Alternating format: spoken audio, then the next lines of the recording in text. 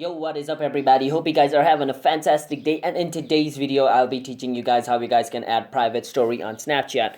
So yeah, before I show you the steps, it's pretty simple though. You be sure to hit that like and subscribe button with notification on, because it helps our channel to grow, and you guys can also get notified once we post new videos, because we post content like this frequently on this channel. So yeah, be sure to do that and watch this video until the end without skipping, so you guys can know how you guys can create a private story on Snapchat as well, because if you skip then you guys might get confused on how you guys can create a private story on Snapchat.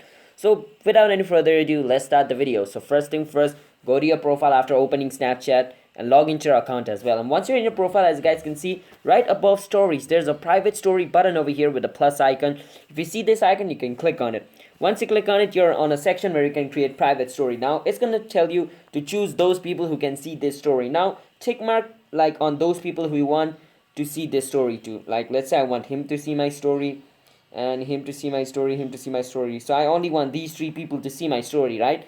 Now I can see create story button right after I tick mark on the person's name. I can click on create story now, and I can name the story whichever story I want. So let's say I name it Abhinav's private story. I click on save, and as you guys can see, my private story section has been created. Now what I can basically do is I can click on this icon over here. Once I click on this icon, my camera opens. Now let's say I click a photo. After clicking a photo, I can click on this arrow, and this will be added to my private story, and only those three people which I just chose can see it. So let's say I click on this story over here which I just posted. As you guys can see, it's on my story section over here, but as you guys can see the lock icon over here, that means it's a private story and only those three can see it.